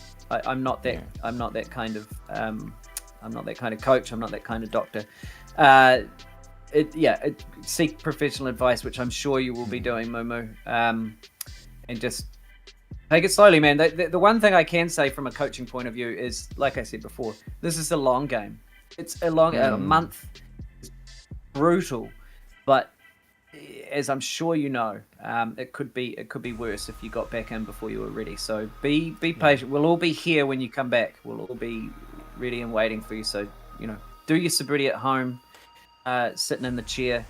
You know, subscribe to Kendo Coach, subscribe to Kendo Tips. Just keep learning while you can, because you know there's still stuff that you can be taking on, but don't rush that. That's all I can say on that. Yes, I think that's actually something that I wanted to bring up too, is that you can always be doing learning, because you know, when I was in college, I had a student that he joined Kendo, the Kendo club that I started in my university, and he was actually a professional swimmer, right? So I was able to learn a lot about training schedule and all this stuff from him. And one of the things that he mentioned, and I never forgot it, is that for him, his practice for swimming wasn't just the time at the pool or maybe going to the gym to strengthen his muscles, but also reading about swimming, watching swimming, studying his swimming, talking about swimming. And the way that he built his schedule was that he approached his swim training as a part-time job, right? So he has to work at least 20 hours a week. That's his part-time job of swimming. And in those 20 hours, it's not 20 hours at the pool. It was 20 hours of studying, self-reflection, and all this stuff. So Kendo shouldn't be just the time at the dojo.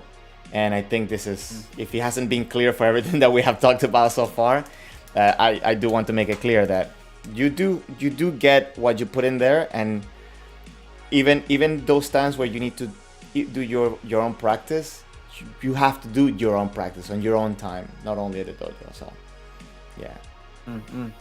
Sure.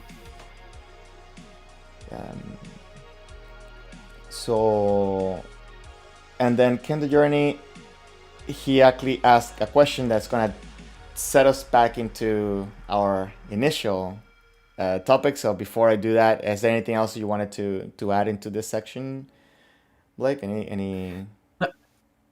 No, man, I agree. Just in terms of what you just said, completely agree.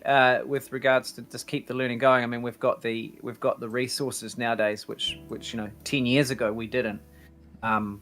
So yeah, good opportunity to approach your kendo from a different point of view. When you're laid up, you got a chance to reflect and go, I wonder where I'm taking this. I wonder what my goal is going to be once I'm back on the floor. So yeah, silver linings, man. Yeah, perfect. There's two questions that I think are very in tune to what we have talked so far, and adding to that last question that's there, I actually have a question that somebody asked me to kind of keep in mind, especially when talking to you. So I'll ask that one at the end. But Kendo Journey, by the way, thank you for being a member of the channel, as well as thank you very much. You guys are a very big support for the channel. So Kendo Journey asks, what is your approach when it comes to teaching young children? How you do add the fun elements to keep them coming back? This is the key question, because we want kids to be part of it, because we see them as the future of our thing. There's a couple of things there, man. Like, again, I think what's important to keep in mind is that we might not have kids in the club for a long time, right? And that's not only is that a reality, because kids want to do lots of different things, but the research is very, very clear that it's actually a good thing. It's a good thing that kids try lots of different stuff in their younger years. Early specialization, which we tend to try and emphasize or try and achieve in Kendo. Well, we'll get these kids from the age of 3 and we'll keep them until they're, it's not necessarily a good thing from a research point of view. I was part of a research seminar recently where a big seminar with the problem was about children's drop-off in sport, right? In sport generally, not in Kendo, but across the board. And there were physios and medical doctors in the room that were saying that they're getting more 12-year-olds coming in with overuse injuries, right? 12 years old getting overuse injuries because they're being pushed and pushed and pushed. And that's not enjoyable for anyone, let alone a kid, right? So let me tie that back. What I think we should be trying to do, as Kendo Journey's pointing out, is how do we keep them coming back with the fun elements, right? We can understand that maybe they won't be here forever, and that's okay, but we can leave them with a really positive image of Kendo in their mind, so when they're ready, they will come back, or they're more inclined to come back, right? If that makes sense. Yeah. But I think that the churn that we have of membership is always going to be, it's always going to be a reality with children. So with that said, how do we make it more enjoyable? This is something that I think that we can all do, but it's going to take a little bit of a mindset shift. Kids don't really care that much about winning. Winning is quite an adult construct. What they'll say, oh yeah, we want to win and all that sort of stuff. But what they really value, and again, this is a research perspective, it's not just my personal opinion. What they really value are the same things that adults do insofar as the camaraderie. They like the friendship. They like having people at the club that they're friends with, that they get to interact with. And that's what keeps people coming back. that they have the opportunities to be part of something, to be in a friend group, or to share an experience with other like-minded people. Same thing for young people. And so what we can do with our young kids in the club is actually quite similar to what we can do with our adults to keep them enjoying it. And that's give them opportunity to talk to each other about what they're doing. So let me give you an example, right? We can say to the kids, right, kirikaishi hajime, and they go blah, blah, blah, blah, blah, blah, blah, blah, and we do that for 10 minutes, and then kihon. It's actually really bloody boring, man. And if it's the same thing all the time, routine, there's a lot to be said for routine. I know that with my own kid, routines are really important. But when it comes to the opportunity we have, say, all right, little Billy, why don't you and little Timmy have a little chat? I'm going to ask you a question and I want you guys to come up with an answer. Okay, so the question's going to be, if your opponent is going to strike men, what options do you have? What could you do against that? Right, depending on what stage they're at. It's a nice easy one to start, and actually let them talk to each other for the next couple of minutes, 60 seconds, 90 seconds or something like that, and listen to their answer. What could you do? Oh, we could strike door. Oh, well, show me. How would you do that? And then away they go. And they're being engaged in the thing rather than being told what to do, like they get at school, probably a little bit at home, to be fair. We're all guilty of that. When they get a chance to come to the dojo, imagine how fun it would be that they get to do stick fighting with their mate and they get to try lots of different stuff. That's fun. Now you go, well, that's not really correct kendo because I'll come up with weird sort of stuff. And it's like, but what does that matter? You know what I mean? Yeah. There's a huge amount of time for us to teach them how to do correct kendo, whatever that means, right? Yeah. But to have them enjoy the experience, that's got to, like you've said, man, that's got to be the foundation of what we're doing. So what I found has worked in the past really well is giving them an opportunity to come up with their own things. And if I can add one more thing to that, Bokuto Keikoho is a great tool for this, right? So Bokuto Keikoho, you've got, 9 kihon. I won't go through all of them, but they start with, Menkote Dotsuki and they go all the way up to Uchi-Otoshi, right? Using that, you can give adults and children alike an opportunity to create their own waza or their own response, their own oji waza to a particular technique, and add different things in. So do uchi-otoshi men could easily be kote uchi-otoshi men, and that's a really good technique to use. And then you've got, when they return, you do a kaishi do, and then that becomes an uchi-otoshi, and then the whole thing strings together into the 10th kihon, if that makes sense. Totally. But there's opportunities for us to get people actually engaging and creating their own meaning from the stuff we do, rather than just telling them what they're going to do next. Get them involved. And so going back to Kendo Journey's question, how do we get kids to enjoy it? Allow them to talk to each other about the different things that we could do in this situation or that situation, or against that opponent, or against Jose Senpai. He's really good at ski. What should we do? Oh, we could use like kata number 3, and then we could do, whatever. There's all sorts of things, but they're engaged rather than just being told what's next and going through the repetition. That's pretty solid. That's pretty cool advice.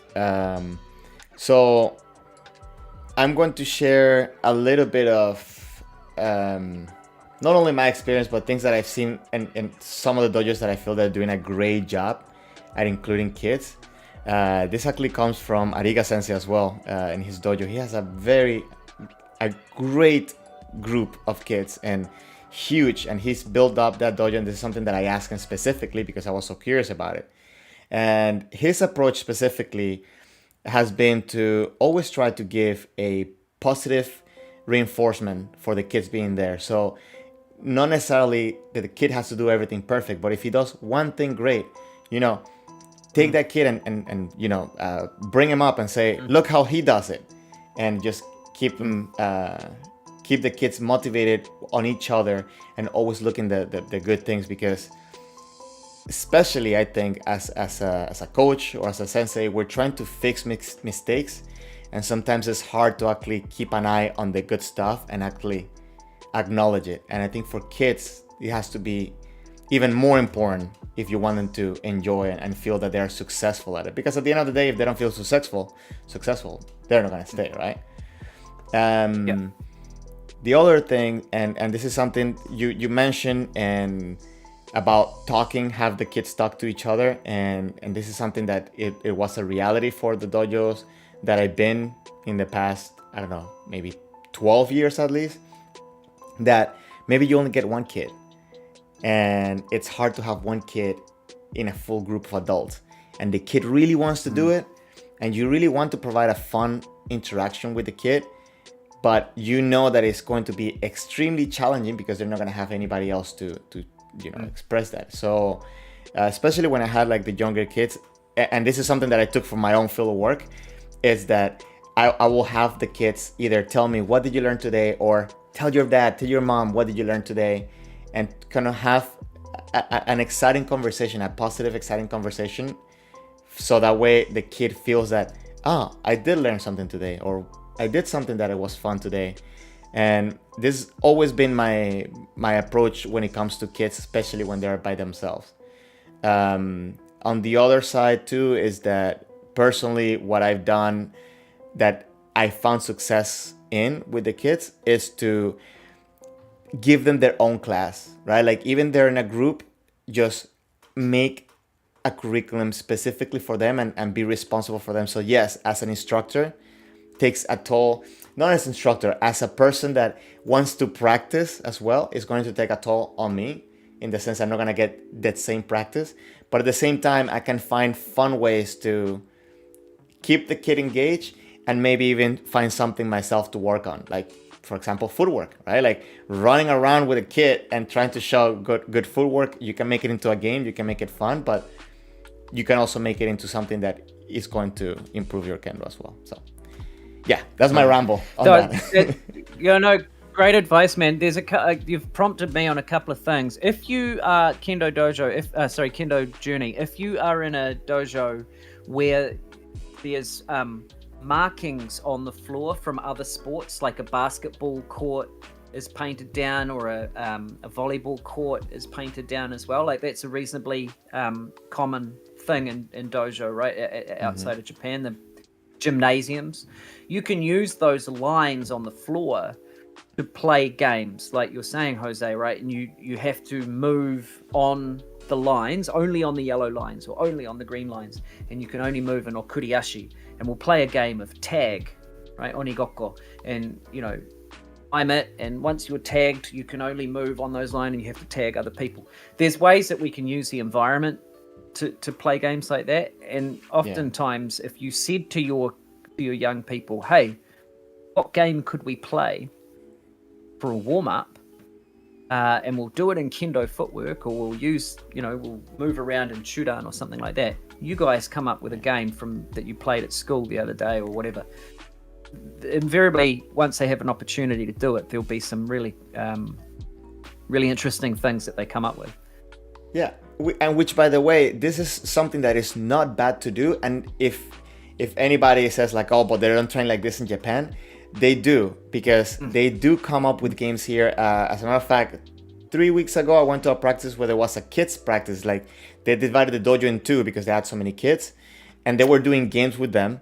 And I also saw a video a few years ago where they were having the kids do fumikomi to the rhythm of music, right? So finding creative ways of keeping the kids engaged is totally fine, and things that you can start doing to promote the engagement. Because as you said, the correct or the proper Kendo, you can squeeze it in there little by little, as long as they want to keep coming back. I've done Kendo to music. We were doing a kakarigeko session, and I chose some punk music because I really liked the beat, the tempo, and we played punk music in the background, and it was a wild experience to do kakari geko to music. It was really crazy. Some people didn't like it. I thought it was great. But you're right, man. It's okay to go off script and go, oh, they don't do it in Japan, but who cares, man? This is about trying to get people outside of Japan to enjoy it. And so being creative is definitely free license. And as a matter of fact, I went to a seminar with Kiwada Sensei from Osaka Police, that he actually mentioned that when he practices footwork, like he does like a lot of like, you know, circle motions, like different directions, stuff like that. He said that he will get bored of doing it just like that. So he will put headphones, put some music, and just do it to the rhythm of the music, and just make sure that he does the full song. And, you know, it promotes engagement. It promotes, as a music therapist myself, I can tell you, you know, it promotes, now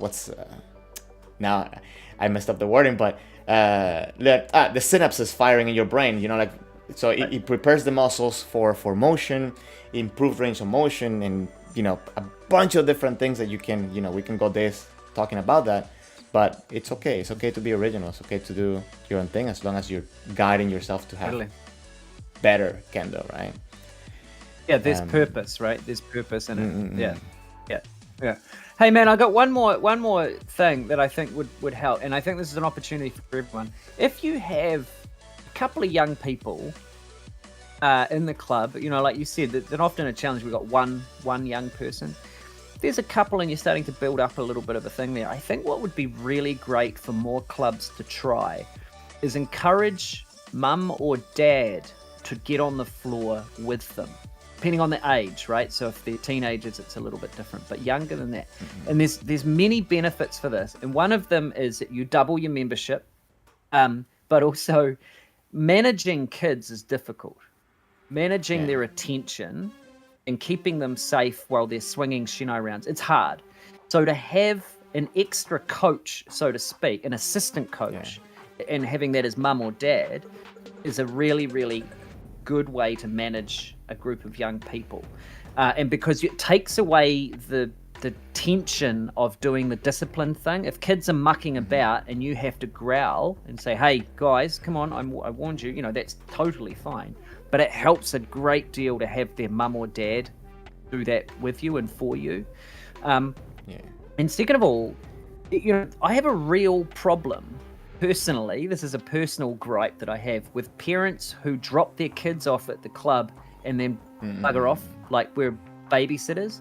And there's a point where I kind of understand that, you know, they might have other kids that they have to tend to and all that, and that's fine. Those are circumstances, and I'm not making comment on that. But if the opportunity is there, say, hey, Dad, jump on the floor with us, man, and you know, let's do this together. And then what you can do from a coaching point of view is set them against each other in a friendly little competition between father and son, or, you know, that sort of thing. Say, right, who's going to be the first one to get to the end of the dojo in their okuriashi? Who's got the fastest okuriashi? Ready, go. And, you know, competition, a healthy competition against your parent, it drives, you know, quite a bit of fun in my experience with young people. So if the opportunity is there, there's multiple benefits in getting parents on the floor with young kids as well, because A, it helps you manage the group, and B, you can leverage some fun games from there. I'm going to say I had the opportunity one time that I had a kid that he had attention deficit, ADHD, and, you know, his father kind of warned me from the get-go, and okay, I'm experienced working with different spectrums anyways, but the dad also wanted to try kendo, so I took the opportunity to actually tell the kid, I'm going to teach you and you're going to teach your dad. And just by doing this, you know, like it made the kid to be much more engaged, because I wouldn't ask, how are you doing, or are you doing your thing? I will ask, how's your dad doing? You know, is he doing better? And he's like, okay, like this, you know? So it's, I guess, you know, you always gotta be trying to think outside of the box, and it's okay to just get out of that. That's such a great idea, man. I love that idea. Yeah, get the kid to teach his dad how to do it. It's brilliant. That's such a great idea. Like anything. It's like, just, you know, as long as you have them have fun, and, you know, the dad will appreciate it regardless, right? So yeah, totally, man. That's good stuff. Absolutely. Alicia said they have a father and son who train together and are the same grade.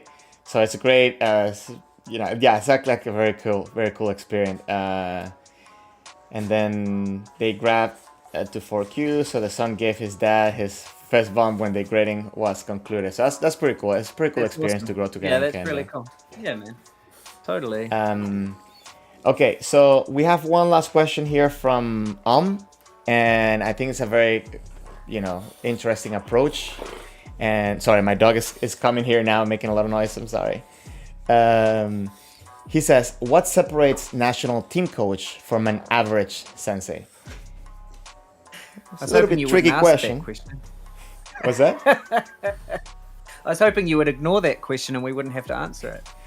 Well, I actually kind of want to change this question a little bit because, we're comparing apples to pears. And please, if you want me to stick to it, but please listen to my option and you tell me. But I feel that we talked a lot about the difference between a coach and a sensei. So I feel that if we're gonna talk about a coach, national team coach, and an average sensei, we're definitely already talking about two different things already. So I kind of want to modify a little bit of the question and say, how does training approach differs from a national team where you know that every competitor has to meet certain expectation of level, and then also training at a regular dojo where you're going to have people that are going to go to a competition, they want to do good, but there's a big gap between the different levels, right?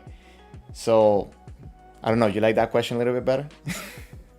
Yeah, that's smart, man. That's a nice way of doing it. I think so what separates that's the essence really, is that the goal for the group in a national sense is so much clearer. It's so much sort of more obvious to everybody. It's centered around the competition, whereas as it's phrased here, the average sensei, let's say the local club coach or sensei has, a lot of different things on his or her plate, lots of different motivations and a different thing. That's not to say they're not all going for the national champs. The club's going to represent the national champs, but it's a little bit different in that respect. But I do want to say this. I think that apart from the difference, there's one real key similarity between the two of them, and this is where I might make friends and I might make enemies here, man. So stick with me. I was having this conversation with my wife yesterday, actually. Because I've been a national coach and I've been an average sensei. And for me, I never spoke about winning. I never went out with the intention to win. Now, the reason that I say that is quite clear. And again, this is another Stoic philosophy or philosophical stance. There are some things we can control and there are some things we can't control. And so when you talk about competition, the shiai, you cannot, and hear me out, you cannot control whether you win or lose. And the reason that I say that is that you can train 7 days a week, you can have the best nutrition, you can have your mental game locked down, you can just be firing, you can be wearing the best gear, you can be, everything could be perfect, but whether or not the Shimpan put their flags up is not actually in your control. And I've been at the world champs where I've hit bomb before my opponent and the flags went up in a different way, and he'll tell you the same, right? And it's just not in your control. So as a national team coach or as an average sensei, I always spoke about this difference. I spoke about putting yourself in the best position to get the best result, right? That's what you can control. And so when we take the focus of winning out of the equation, going to the world champs, let's say, because it's the pinnacle of what we do in a competitive sense, going to the world champs, doesn't need to be about we want to win the world champs. It could be about, and should be in my mind, it should be about how much better did we get in the process of going to the world champs. And you will meet somebody who didn't quite have what you had, and you'll go up, you'll get through. And then you'll meet another opponent who didn't quite have what you had, and so you'll go up. But then you'll meet someone who did manage to get it over you, and that's the end of your competition. But all those things that you managed to achieve, those should be celebrated. Those successes are the things, as a coach, whether you're an average sensei or a national team, those are the things that we should be, in my humble opinion, emphasizing and celebrating. Because, and I'm not saying that we shouldn't go out to win. People want to win. I get that. Yeah. But it's not in our control. We should be focusing as coaches on combining those things and emphasizing those things that are in our control. So whatever happens at the competition, we can continue to strive to be better kendo players, right? And better people, or whatever the rest of it is. So it's the subtle difference, but I really think, like, when I'm coaching the national team, when I'm coaching the local club, it's like, how can we be better than we were yesterday? Because that winning thing, that's not in our control. But getting better than we were yesterday, that is. And that's what we do as coaches. We really try and improve people as much as possible in the process, right? Totally. And I'm going to say the same thing you said with a different wording as we've been doing the whole stream, because I have the same philosophy, but with a different reason, I guess. For me, especially as as somebody that has worked on behavioral modification and people trying to deal with big problems in their lives, I understand and I find more success on having specific goals. And I think winning, it's a very broad goal and something that doesn't give you any instruction on how to reach it. But I like to break it down into process goals. For example, I'm just going to be general here. Go forward, right? Like being your match, go forward. And creating specific process goals that work on improving your kendo. So for example, if you're somebody that always goes back, reminding yourself to always go forward could be, and again, I'm being very general, a good way to keep yourself in focus to what you need to do, instead of saying, I need to win, because then what happens is that the brain will switch it really quick and I might lose. Oh, this is going to be hard. I don't think I'm going to win. And this stops being a goal and starts becoming a fear. And then it just becomes detrimental to the performance, right? But I really enjoy also, what you're saying, because it's definitely not about coming in to win. You want to win, but your goal is to actually do the best you can do. And I don't think having the mentality of I need to win, that's going to bring up your best kendo. Again, personal opinion. No, absolutely, man. Again, 100% agree with you. And for me, process goals is a great way to chunk it down and keep people moving forward. For me, it's always come back to, you can't really control some of those things, and whether the flag goes up for you or not is definitely one of those things. You can influence it, don't get me wrong, you can influence it, and I've won lots of shiai by influencing the shimpan, right? That was a strategy that I learned. Like I knew how to sell my point with kiai that lifted the people up, and then the flags went up because I looked so confident that I was able to trick the shimpan. Like I've won heaps of shiai like that, but when I get to the world champs, it's like, no, sorry, young fella, we're going to give the point to the Japanese player. Okay, the halo, you know what I mean? And so it's yeah, exactly, man. I didn't want to say it, but you're you're exactly right. So those things are out of our control. So what can I take from that? And what can, and how, why am I still here even after having all of those sorts of experiences? Well, it comes down to, what else can I get out of kendo that's not to do with winning? If we focus on the winning, man, we're going to lose more people, because if they don't win, what's left? We've got to frame it in a different way. Kendo's a great way to frame it. because it's already got the character development baked in to the way that we talk about it. So, you know, Totally. it's an easy sell, you know. Totally.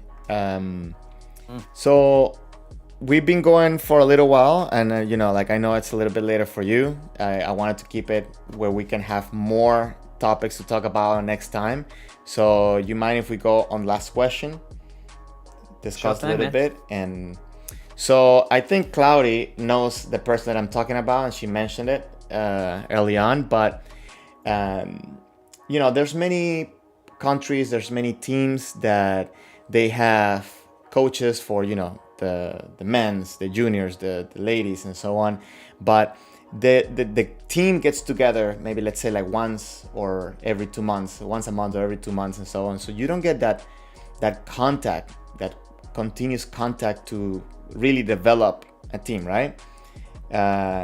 So what advice do you have for coaches that are trying to develop not only, so correct me if I'm wrong, but like at this point, it's not about developing their skill, but also developing also their mental skills, right? Or their ability to confidently come into Shiai and so on. But what approaches or what tips do you have for coaches that are trying to build up a team, but they don't really have that much contact time, like, you know, face-to-face contact time? Yeah, that's a brilliant question. I'm not currently coaching the national team at the moment, but when I was up until pre-COVID World Champ events, that was a real problem, because what had happened was that we would meet, like you said, you know, maybe 3 times a year, and sometimes not even that, because some of our members were based overseas, so it was impossible for them to come back to New Zealand to train and still be able to afford to go to the World Champs in, you know, Novara, Italy, or wherever it was, right? And so one of the things that I wish I did, so hopefully someone can learn from my mistakes on this, was to speak or have a better line of communication with their local club coaches, so that I could explain, look, this is one of the things that we've been working on, or that, you know, Jose's been working on at the moment. I know he can tell you himself, but here's how we've done it, and I'd really appreciate it if you could, you know, add in a little bit of extra time for him to work on this sort of thing. Because if we coach in isolation as a national team coach, we don't have nearly the impact that we need over the campaign. They train at their regular clubs, you know, 2, 3, 4 times a week. That's where we need to be influencing them. And so getting in touch with those local coaches and say, hey, I need your help. Can you help me with this person, with this particular work on? Is something that I wish that I did. And when I pick up the coaching again for the national team, that's certainly something that I'll be doing. There's another part to that answer is the use of things like Facebook groups or whatever, all the different digital platforms we have to keep people talking about these things, and keeping consistency in the way that they're thinking. But the thing that I really want to get across on this answer is the third thing is that we don't have to unify everybody. And in actual fact, I think from a strategic point of view, if you've got a group of 5 people going out on the floor, if everybody fights and thinks the same, then we're all strong in the same places, just like we're all weak in the same places, right? And as soon as the other team figures that out, well, we're screwed.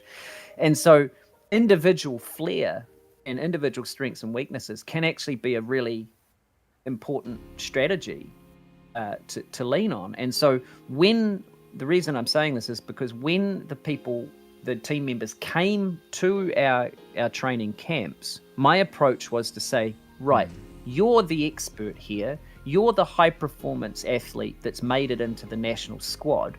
What do you want to work on today? Where do you need me to provide feedback and serve you and help you?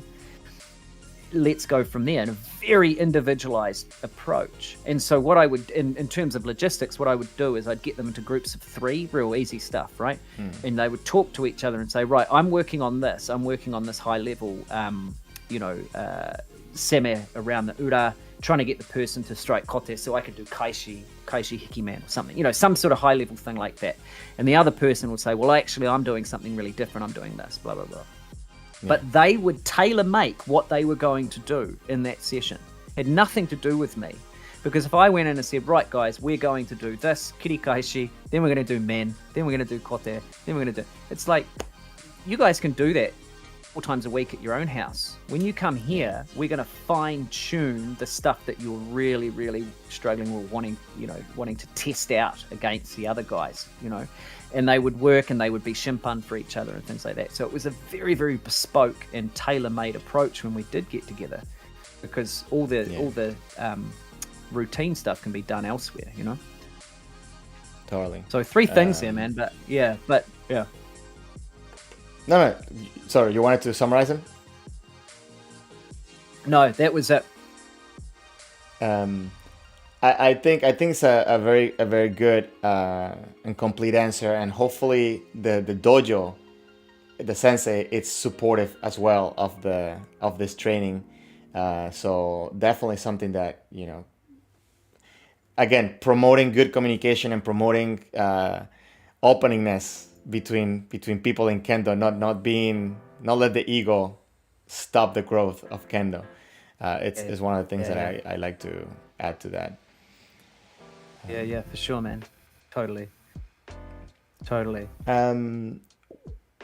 I really enjoy having these conversations. I'm reading some of the comments that people are putting out there. They really enjoy this type of things.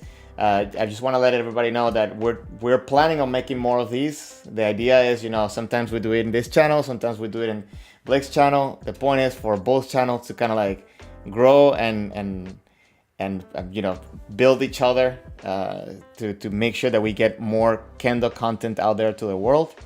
I put Blake's channel a couple of times in the chat, but I'm gonna put it one more time before we head out. Guys, please pass by and check it out, subscribe. He has a lot of good content there, and it's a lot of good things, that a different approach to maybe what you're hearing at your dojo, what you're hearing in this channel, what you're hearing from friends. But I think he's taking the time to make very good points, available for people out there. Thank you, man. I appreciate that. I just wanted to say thank you for having me, man. I agree with all the comments. I agree with you. This has been really, really fun. Because like you said right at the start, there's a danger that we'll just keep going because we love what we do. Yes. But that's not, for me, that's not a problem. I'm so impressed that we've had a consistent number of viewers through the whole thing. Like, you guys have done amazing to sit here and listen to me. But no, I've really enjoyed it, man. And once I've got to say one thing, Jose. It's amazing to me that I'm live on the internet. I always find this really weird. Maybe it's because of my age, I don't know, but it feels like I'm being broadcast on TV, and it's kind of like a crazy thing that I can't quite get my head around. Pre-recorded videos are, that's fine, but the live stream thing is just, it's scary to me. So I thank you for bringing me along, man, and showing me that it's not actually that bad. It's just a conversation between mates. So I've learned something there. That's exactly what it is.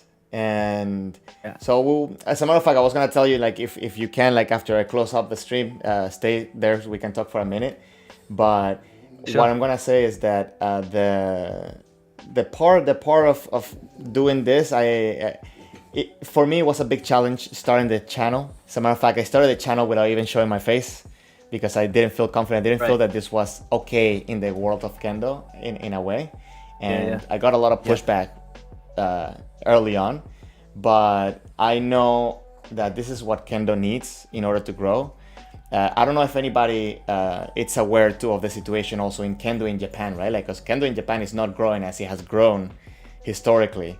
And I think that we have to come up with a different way to keep promoting Kendo, because this is something that we love, and you know, we have been able to maintain it to be what it is until today, and I want Kendo to keep being a part of the world. So the goal here is to just keep bringing people into Kendo, and Blake's goal is to make people better in Kendo. So you know, we can definitely work together.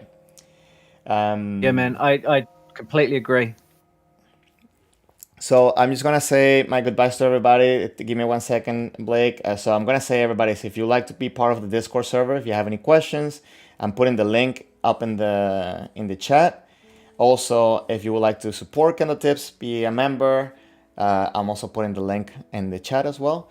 Thank you very much, everybody, for being here. Thank you for spending all this time and listening to us rambling around. Again, don't forget to visit Blake's channel.